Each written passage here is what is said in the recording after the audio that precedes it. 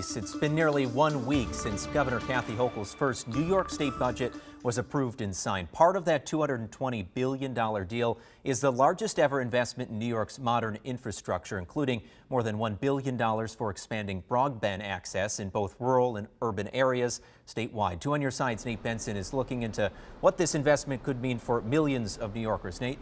Good evening, Rob. For those of us keeping track of broadband access in the state, it's not just the money that's significant in this bill, it's the policies.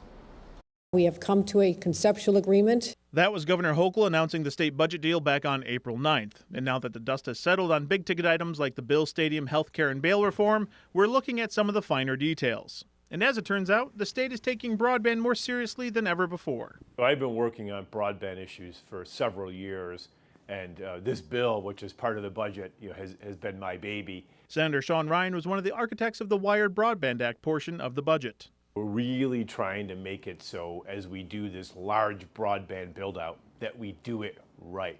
Because the federal government has put over $1 billion into New York to say to New York, build out a broadband network. The budget bill creates the Division of Broadband Access within Empire State Development. It also creates an advisory committee of which Governor Hochul will appoint 4 people with an additional 12 members coming from various state agencies. The budget also establishes the Connect All Deployment Program, aimed at beefing up access in unserved and underserved areas. Almost every urban area has 30 to 40% of the people who are not connected to broadband. We have rural areas that just have no way to hook up. One item that could have the biggest impact, though, is the Municipal Broadband Program.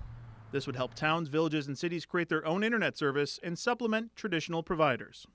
Well, from a community broadband perspective, New York's is looking pretty good. Sean Gonzalez covers broadband developments across the country for the Institute of Local Self-Reliance. By virtue of creating space for municipal broadband, which really provides an alternative, and we believe at the Institute for Local Self-Reliance, a locally accountable, publicly owned networks are really the best shot to solve the digital divide. This could allow projects like ErieNet or the municipal program being proposed in Jamestown to receive additional funding from the state.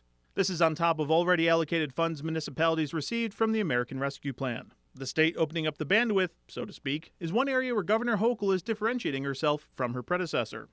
It's a big shift. So under the Cuomo administration, he tried to stymie any effort for municipalities to create their own systems. Under the Hochul administration, she's open to that. Governor Cuomo dedicated $500 million back in 2015 for a broadband program that claimed to ultimately connect 98% of the state.